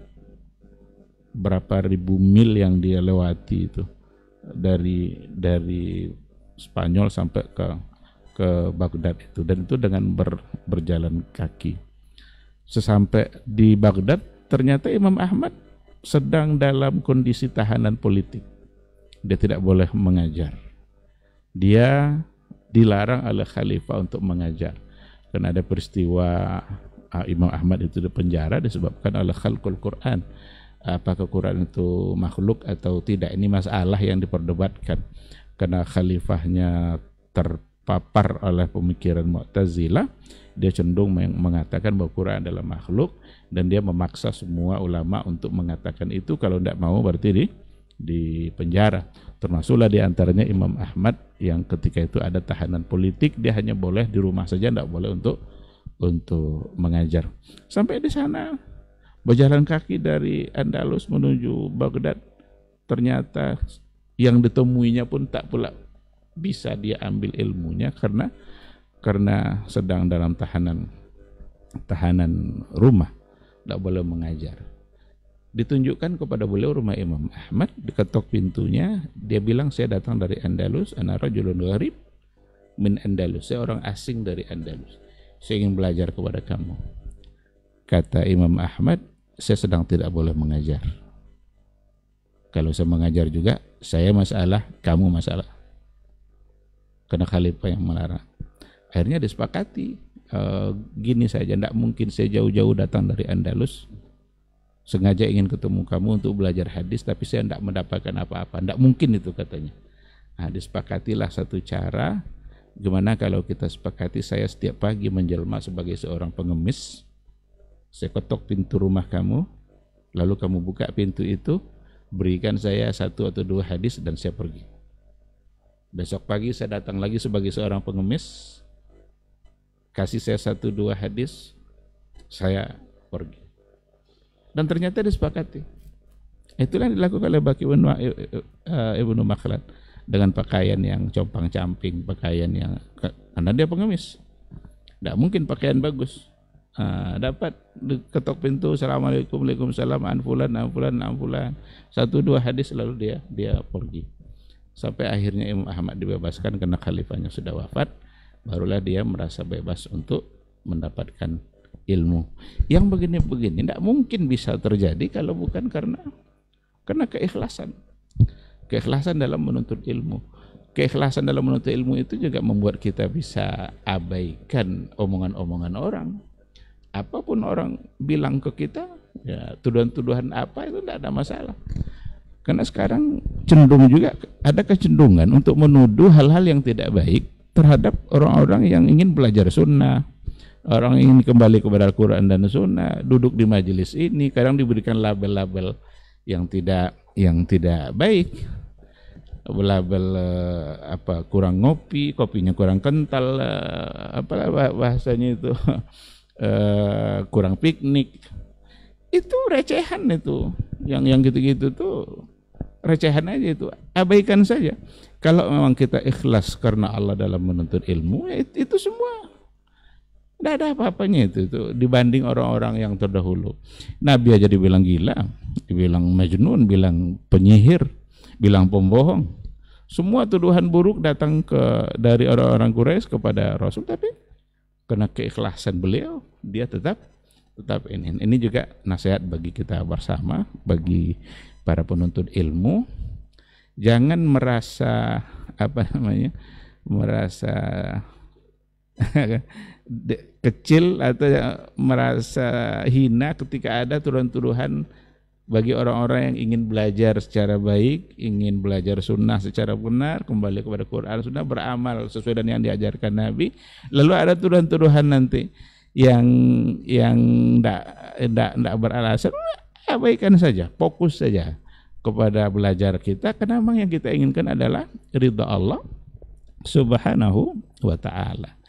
Nah, kalau saat ini kita hanyut dan terpengaruh pula oleh tuduhan-tuduhan tadi, jangan kita meninggalkan yang sebelumnya rajin datang ke majelis ilmu, tapi karena sudah mulai ada tuduhan-tuduhan yang lain lalu dia tinggalkan, akan rugi sendiri. Ikhlaslah karena Allah Subhanahu wa ta'ala. Awalilah ilmu kita itu dengan keikhlasan, sehingga apapun ujian-ujian dan tantangan itu kecil itu. Karena yang kita harapkan sesungguhnya adalah ridha Allah Subhanahu wa ta'ala. Jadi ikhwati fillah, itu sedikit ya. Jadi memang harus berhati-hati dalam menyampaikan fatwa. Tetaplah itu semangat untuk belajar, dan jangan terburu-buru untuk menyampaikan sesuatu yang ternyata kita sendiri tidak mengetahui. Jangan malu ketika ditanya lalu tidak dapat. Pokoknya apapun ditanya nanti harus dijawab. Itu gambaran dari kebodohan, gambaran dari kurang ilmu. Ulama dulu juga mengatakan orang yang menjawab semua pertanyaan itu menandakan kalau dia kurang ilmu. Ada dulu penceramah lah namanya itu, tapi berasal dari kalangan artis juga. Ada yang nanya begini, dia dipanggil ustaz juga tuh, ya, karena kalau sudah ceramah tentu ustaz panggil. Pak Ustaz katanya, mungkin enggak Lailatul Qadar itu kita dapatkan di siang hari? Jadi katanya, innallaha ala kulli syai'in qadir. Innallaha ala kulli syai'in qadir. Sesungguhnya Allah terhadap segala sesuatu bisa berkuasa. Kalau Allah menghendaki, coba jawaban seperti ini apa ini? Kayak yang ditanya Lailatul Qadar, Lailatul apa artinya? Kan malam. Sekarang mungkinkah didapatkan di siang hari?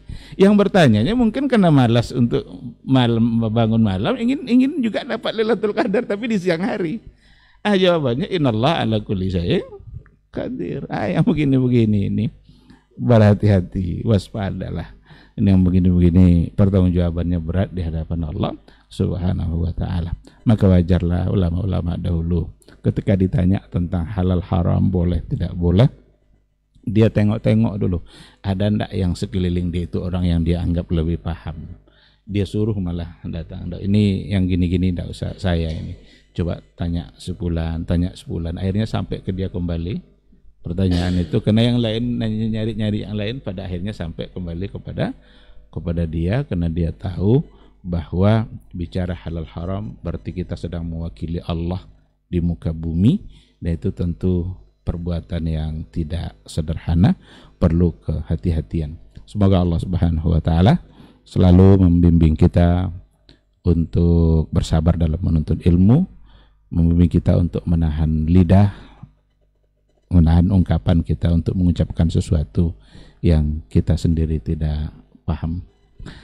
Terima kasih, semoga bermanfaat. Subhanakallahumma bihamdika asyhadu an la ilaha illa anta astaghfiruka wa atubu ilaik.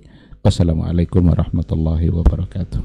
Waalaikumsalam warahmatullahi wabarakatuh. Baik, jazakallahu khairan untuk guru-guru kita yang sudah memaparkan materi kita, yaitu sehari belajar atau ngaji sehari itu langsung menjadi mufti. Mudah-mudahan ini bermanfaat untuk kita semua, khususnya antum yang menyimak dari tadi. Kita coba jawab satu pertanyaan di 082174909911. Assalamualaikum warahmatullahi wabarakatuh, Ustaz. Ini pertanyaan Ustadz, bagaimana dengan orang yang didaulat alim atau mufti itu karena penampilan? Dan apakah boleh saat melakukan kesalahan-kesalahan dalam dakwah atau penyampaiannya itu beralasan begitulah style dan kebiasaannya dalam berdakwah? Jadi jamaah atau masyarakat umum yang baru itu diminta paham dan mengerti, Ustadz. Jazakallahu khairan. Nah, Ustadz.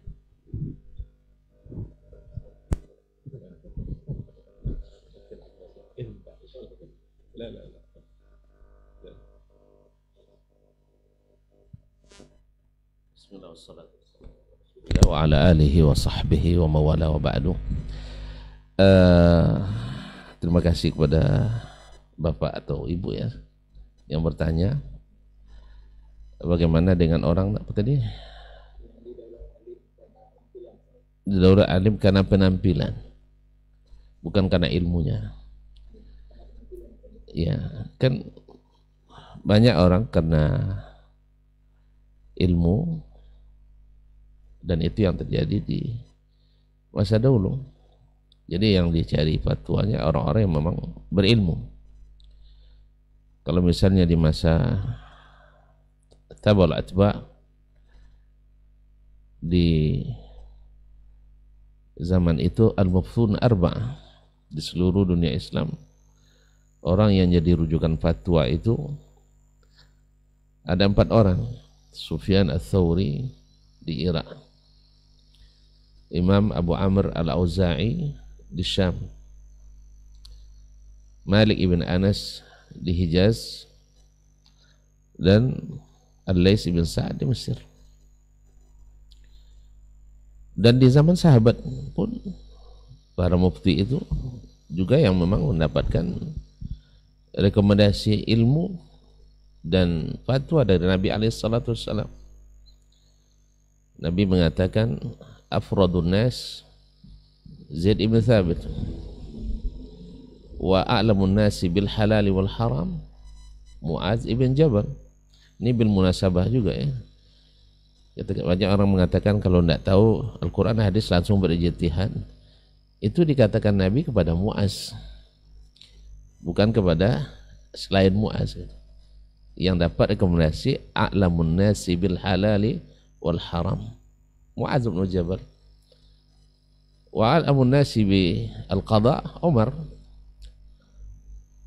dan seterusnya. Kama qala Nabi alaihi salatu wassalam. Mereka lah yang jadi rujukan-rujukan fatwa. Jadi bukan hanya karena SK dan bukan hanya pada penampilan.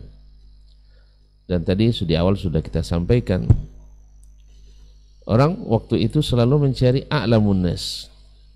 Sejak zaman Nabi, para sahabat Nabi ada, mereka tidak akan berfatwa. Karena memang dalam suatu saat pernah terjadi di dalam waktu peperangan, sahabat terluka. Terus mimpi pula mesti mandi junub di musim dingin yang sangat dingin, nusuk tulang. Lalu dia bertanya ke kawan-kawannya, sahabat yang lain, ada tidak rukhsah untuk tidak mandi? Sebagian mereka memfatwakan tanpa ilmu. Akhirnya dia mandi dan terjadi apa istilahnya, darah tidak bisa berhenti keluar. Akhirnya dia mati, meninggal radhiyallahu ta'ala. Sampai ke Nabi SAW, qatalahumullah. Sampai Nabi mendoakan, ya, mereka telah menghukum, telah membunuhnya karena fatwa yang tidak berdasarkan ilmu. Fatwa yang tidak berdasarkan ilmu itu dosa. Itu adalah berdosa. Makanya yang berhak berfatwa, yang berijtihad itu memang ahlinya ijtihad. Makanya dikatakan idza ijtahadal alimu awil hakimu, ada hakim, ada alim. Karena dua-duanya punya hak ijtihad. Hakim ijtihad dalam eksekusi, alim dalam bidang ilmu dan fatwa. Maka dalam ijtihad bila bertentangan pendapat alim dengan pendapat hakim dalam masalah ijtihad, bukan masalah nas, maka wajib didahulukan pendapat hakim daripada pendapat alim. Karena hakim punya hak al-qadha dan tanfiz. Karena dia punya hak untuk eksekusi hukum. Nah, lalu kita datang pada zaman di mana semua orang bisa berfatwa, khususnya di zaman alat komunikasi, media sosial. Kalau dulu dah di mana semua terbatas, orang tidak bisa menyebar fatwa. Sekarang tidak. Apalagi kalau sudah jadi dai viral kita. Seperti kata Abdullah bin Mas'ud tadi, banyak penceramah daripada ulama, sehingga para penceramah itu yang dianggap sebagai ulama. Dulu zaman jahiliyah kan itu, ketika ulama enggak ada, ya tokoh-tokoh agama lah yang dianggap sebagai ulama. Nah, sekarang kembali kepada pertanyaan, karena penampilannya lalu dia dianggap sebagai orang yang berhak memberikan fatwa. Ini yang memberikan hukuman, yang memberikan penilaian, ya pasti orang yang tidak alim. Padahal dulu yang memberikan penilaian seorang berhak berfatwa itu adalah para ulama dan fuqaha. Lihat misalnya Imam Malik rahimahullah tidak berani berfatwa hatta yuzakkihi atau hatta yuzakkiyahu sab'una faqihan min fuqaha'il Madinah. Sampai 70 orang faqih Madinah memberikan rekomendasi bahwa dialah yang berhak berfatwa. Itulah sebabnya kenapa ada semacam moto bukan anekdot, moto ya, bahwasanya kaifa ufti wa malikun fil Madinah. Selama masih ada Malik, tidak ada orang yang berani berfatwa di Madinah. Selama Malik ada, tidak ada yang berani berfatwa. Kenapa? Karena memang direkomendasikan oleh para ulama.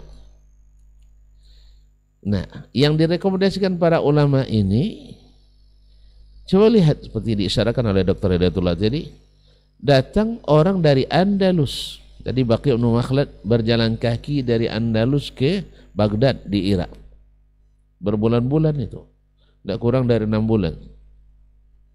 Subhanallah. Ini jalan kaki dari Andalus ke Madinah. Ya lebih kurang sekitar 5 bulan atau 4 bulan setengah di jalan. Sampai di Madinah, dia utusan orang sana membawa pertanyaan, ada yang mengatakan 50, ada yang mengatakan 40. Dijawab hanya 5. Ada yang mengatakan dijawab hanya 15. Aku lihat kebanyakan tidak dijawab. Apa kata Imam? Pada yang bertanya, "Madza aqulu lin-nas?" Apa yang akan saya sampaikan nanti? Ada dalam muftinya dunia Islam hari ini. Apa jawab Imam Malik? Ya karena dia termasuk inna yakhshallaha min ibadihil ulama. Dia tidak memikirkan harga dirinya, ketenarannya, keviralannya. Bahwa dia tidak merasa rendah ketika mengatakan la adri, la adri. Kebanyakan dari soal itu dijawab la adri. Sampai bingung yang menanya. Lalu apa yang saya katakan? Katakan Malik tidak tahu. Gitu aja kok repot.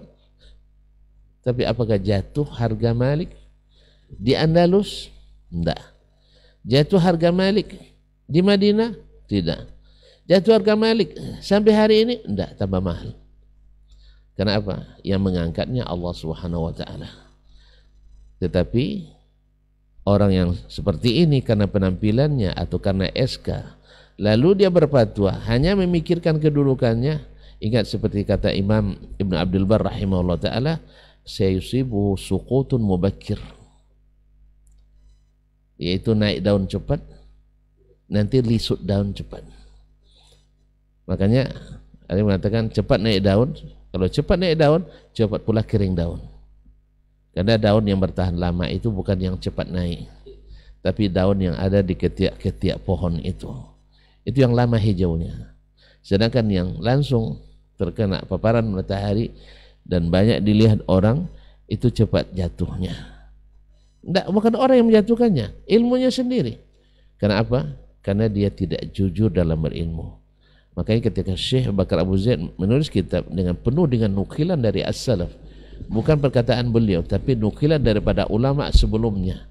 Karena beliau tahu, seperti kata Imam subhanallah, kalau tidak salah juga Imam Ibn Abdul Bar, Imam Abdullah bin Aun, ya, Abu Bistam al-Basri, ulama di kalangan tabi'in di Basra masa itu, dikatakan kepadanya bahwasanya wa ma mithluna wa mithlu man sabaqana illa kamithli baqlin fi usuli nakhlin tiwal.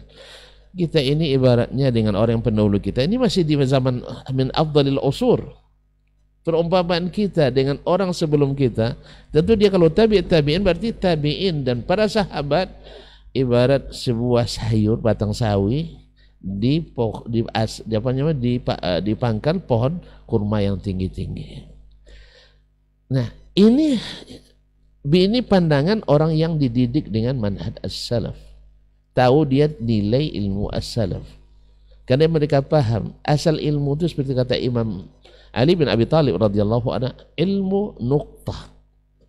Ilmu itu asalnya hanya titik. Katsaraha al-jahilun. Yang membuat dia banyak itu adalah orang-orang jahil. Sekarang kita ketika belajar nahwu sharaf, ya, bisa mengatakan orang Arab tidak pandai bahasa Arab. Bahasa lain, nahwu sharaf lain. Ibaratnya nahwu sharaf itu adalah alat mekanik. Sedangkan bahasa Arab itu mobilnya.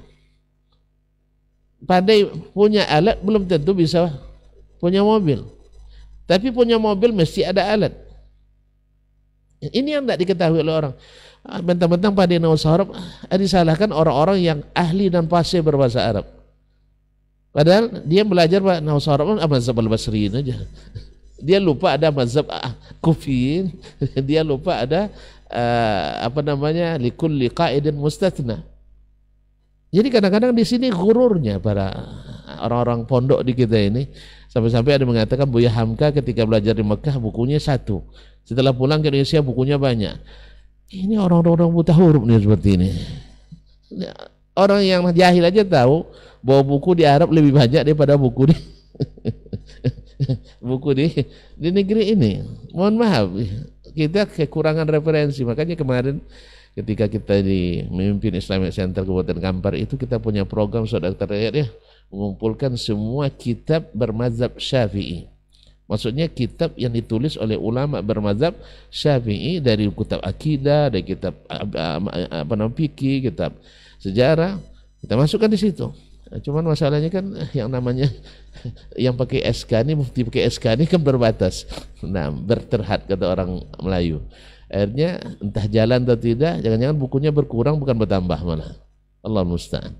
Jadi karena kita tidak menemukan satu pustaka lengkap di negeri ini yang bermazhab Syafi'i. Saya belum menemukan. Kalau ada, saya ingin diberitahu di mana ada pustaka lengkap mazhab Imam Syafi'i di negeri ini. Nah, makanya itu yang sebenarnya kita inginkan kemarin itu, walaupun hanya niat kita di Kabupaten Kampar aja waktu itu. Jadi itu kembali ke tadi. Jadi kalau hanya karena penampilan, itu sama dengan orang menilai bahwa orang yang paling ahli bahasa Arab, misalnya di kota Pekanbaru nih si Fulan, yang menilai orang yang tidak pandai bahasa Arab.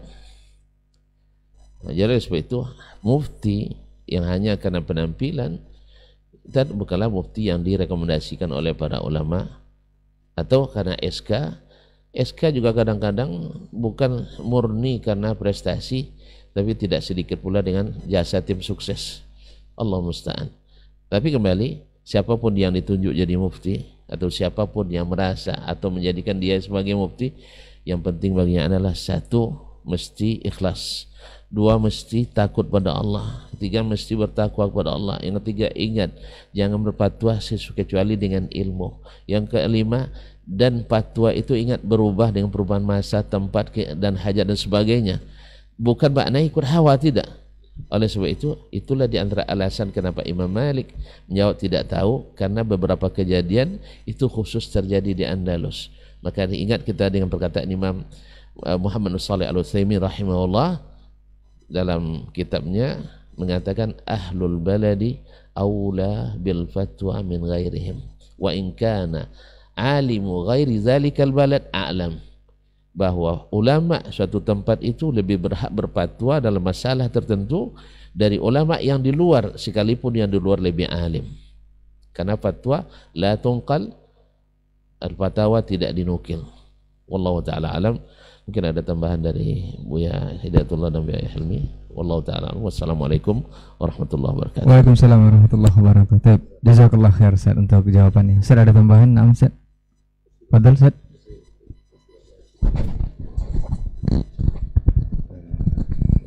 Bismillah, walhamdulillah, wassalatu wassalamu ala rasulillah. Saya kira tadi jawaban sudah sangat cukup sekali, tapi saya hanya ingin membawa kita merenungi sebuah kisah Abu Hanifah ketika beliau diminta untuk menjadi hakim qadhi, qadil qadat. Khalifah memanggil Abu Hanifah dan ingin mengangkatnya untuk menjadi seorang qadhi, bukan karena penampilannya tapi karena ilmunya yang memang beliaulah yang paling pantas. Tapi Abu Hanifah tidak mau. Apa kata Abu Hanifah? Sungguh ya Khalifah, saya tidak pantas untuk menjadi seorang qadhi. Lalu kata Khalifah, kazabta, engkau bohong. Dan kata Abu Hanifah, engkau telah menghukumi saya sebagai seorang pembohong, dan seorang pembohong tidak pantas untuk menjadi qadhi. Inilah cara beliau untuk mengelak, walaupun pada akhirnya dia adalah qadil qudat saja, entah pada masa khalifah itu atau pada masa khalifah yang lain. Jadi ketika dia bilang kazabta, justru itulah alasannya. Engkau kan telah menghukumi saya sebagai seorang pembohong, dan pembohong tidak pantas menjadi qadhi. Apa yang kita ambil dari kisah ini, bahwa mari sama-sama kita tingkatkan keikhlasan dan tawadhu kita. Abu Hanifah orang yang pantas untuk menjadi seorang qadhi, tapi dia masih mencari celah agar dia tidak menjadi itu. Kenapa demikian? Karena ini adalah sebuah jabatan yang di tangan dia ada keputusan-keputusan yang kalau seandainya tidak berhati-hati, tentu pertanggungjawabannya di akhirat akan sangat berat sekali. Nah, oleh karena itu jangan semata-mata karena penampilan atau kena kedekatan. Ya bisa saja orang diangkat dalam posisi ini karena dia dekat sama pemimpin, karena dia yang tim suksesnya, karena ini. Andaikan memang itu terjadi, tapi tingkatkan keikhlasan dan tawadhu. Artinya jangan dijadikan itu sebagai peluang besar untuk mendapatkan dunia, karena sesungguhnya itu berat pertanggungjawabnya di akhirat kelak. Maka untuk menjadi seorang mufti, seorang hakim, seorang qadhi bukan sama sekali karena penampilan, tetapi adalah kompetensi ilmu yang ada pada dia, kemampuan, keluasan wawasan yang ada padanya. Itulah yang membuat dia pantas untuk diangkat menjadi seorang mufti atau seorang qadhi. Wallahu subhanahu wa ta'ala alam. Baik, barakallahu jazakallahu khairan untuk jawabannya. Mudah-mudahan. Nah, Ustaz, fadhal Ustaz. Barangkali ada ya hadis Nabi SAW yang menyebutkan tentang ya, bahwa Allah Subhanahu wa taala tidak melihat kepada ya penampilan kita, ya, tidak kepada warna baju kita, kepada warna kulit kita. Tapi Allah lihat adalah hati dan amal kita. Maka orang-orang yang subhanallah telah Allah berikan padanya kekuatan ilmu, kekuatan hati, kekuatan amal, keikhlasan yang sering diulang tadi oleh Ustaz Hilmi Basri. Ya, ini yang pantas untuk kita jadikan mufti, yang kita bertanya padanya, ilmu yang kita ambil padanya, agama kita. Jadi kalau ada orang yang hanya lagi sekarang kalau ada uang mau pakai baju yang mana saja bisa kita beli gitu. Yang berbranded apa aja bisa kita pakai. Tapi bukan itulah ukuran. Tapi bukan itu menjadi patokan kita.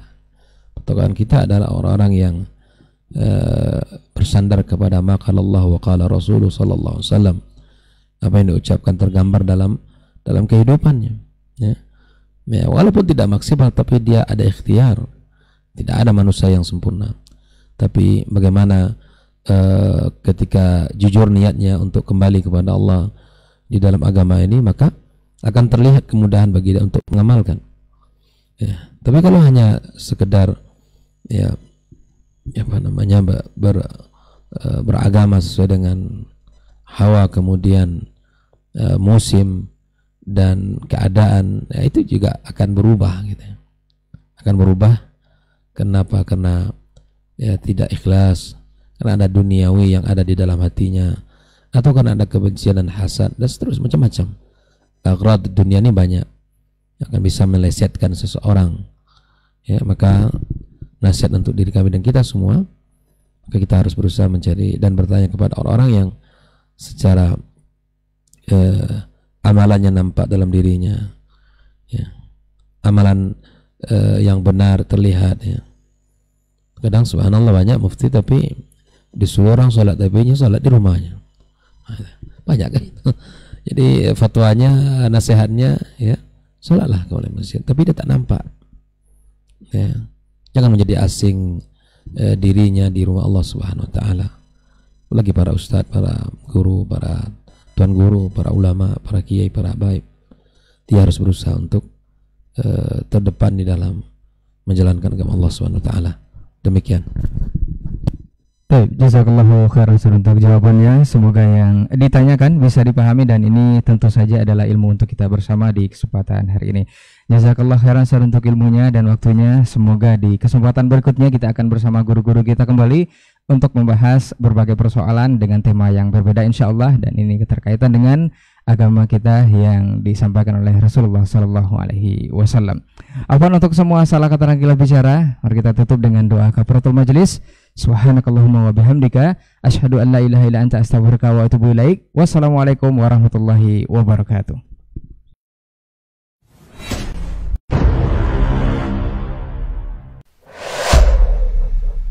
Dunia dan seisinya ini bagi Allah tak sama nilainya dengan sebelah sayap lalat. Barang siapa yang beramal untuk akhiratnya, Allah akan cukupkan baginya urusan dunia. Sayati zamanun 'alan nasi as-sabiru fihim qalqabit al-jamarah. Akan ada satu masa di akhir zaman yang berpegang teguh dengan agamanya seperti orang yang sedang pegang bara